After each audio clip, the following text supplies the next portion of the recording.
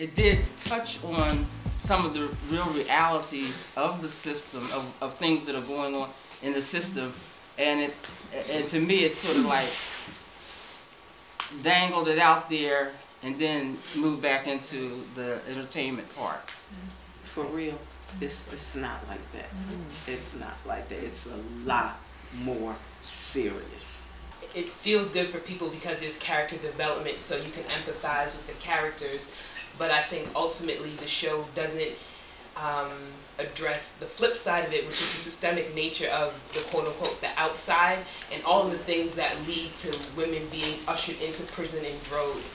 But even though it was Hollywood and glossy, it did, this is just, one episode out of 13. Right. It touched on a lot of different issues that at least raises awareness, and the fact that we're all here, gives it some value. My father, like I said, who worked at Rikers Island, doesn't really like this show, but he also didn't like Oz either, right? So Oz came out years ago in the 90s. He didn't like that either because he felt like these were kind of like soap opera-y stories about a very real thing. And so, I definitely understand that we gotta find ways to inject entertainment to get folks to watch. But his position is until it injects you to act, then it's not worth it, and that's his position. So I'm kind of following that to a certain extent as well. So. When females go home, I always tell them I believe in them, and I always tell them that they can make it, and I always tell them to resource the programs that are out here for them. But then I see other people, other staff members talk negative, like, oh, they'll be back. Like they don't need that. They need to be encouraged. Also, it helps if you don't use their names. Just say inmate, like they're all the same to you. It reminds them they're not really people. They are people.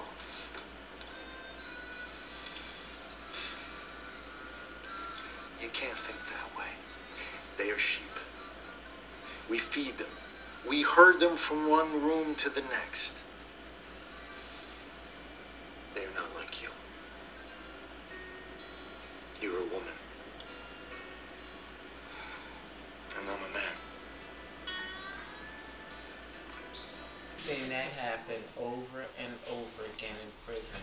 You see the training class come through, and then they start working, and you see certain new COs, and they're a certain way. They think that this is their job. They're supposed to help you. You got a problem, you go to them and they'll make a phone call or do whatever.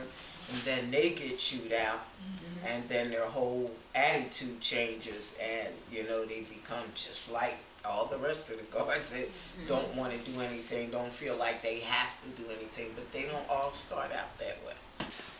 So I work with a brother who was incarcerated for 7 years, and he is very proud of the fact that he could say that prison was what sort of saved him from the lifestyle that he was living. He was sort of grateful to prison, and wouldn't necessarily change it for what it was, which sort of runs contrary, right? A lot of the things that the panel has sort of shared in terms of like what prison has been as a structural force, as an intimidating force, and as a place of violence. And it makes me think about the scene that we watched in this episode between the two sisters when she says, I know you ain't telling me in my face right now that you walked back in this place because freedom was inconvenient for you. It ain't like that, Pete. Minimum wage is some kind of joke. I got part-time working at Pizza Hut and I still owe the prison $900 in fees I gotta pay back.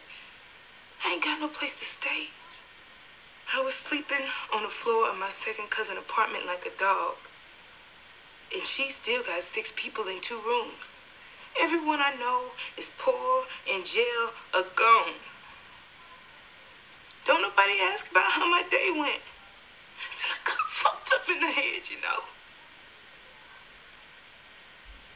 I know how to play it here. Where to be, and what rules to follow.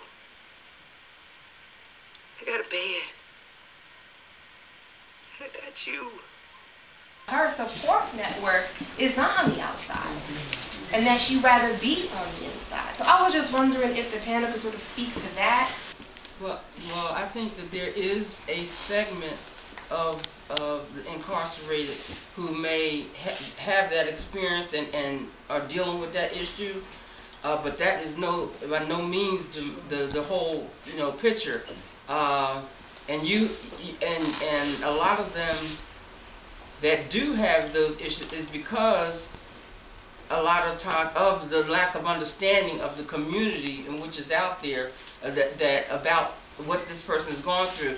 Even when you come out of prison, first of all, there's not many programs that they have for us.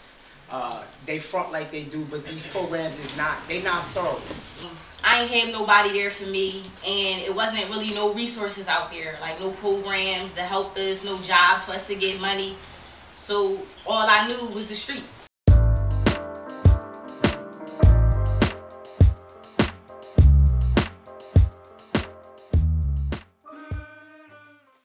You have people can't even come home to a house that's under Section 8 or that's in the public housing. So where else they're not going there? It's a lot of people on low income that live in public housing.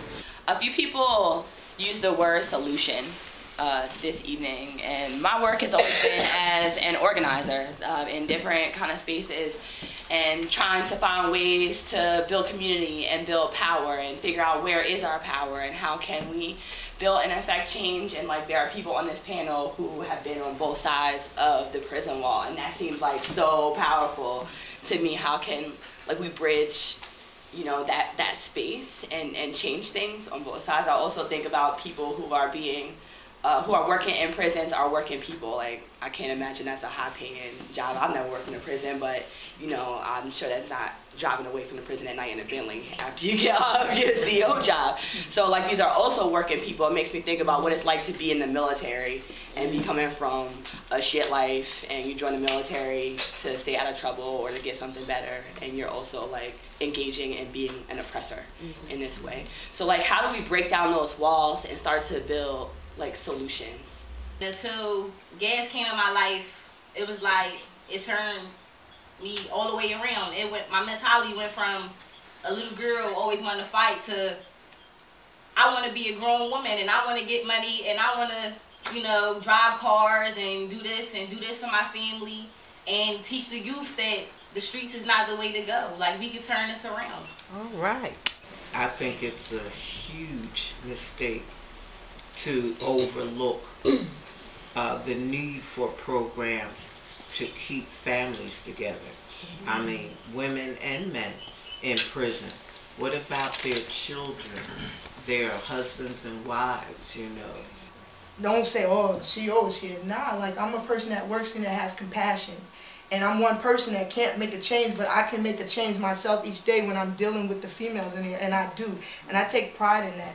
We have to keep up on where they're going with these laws. Someone must be accountable for setting stuff like this in position. If somebody says to you, that they were incarcerated, what is your immediate reaction? And I'm saying rhetorically, right? I'm not saying anybody does any one thing. I'm just saying what rhetorically goes into your mind. Do you make judgment? Do you come to a conclusion automatically on what they did? Do you see tears in their face and think a certain agenda? Do you see certain types of clothing and do you automatically make an assumption? I'm saying one thing that we can do fundamentally is challenge our own lenses when speaking with brothers and sisters who have been incarcerated, whether they're youth or older, and challenge yourself to kind of think in a different manner to respect their humanity and their personhood.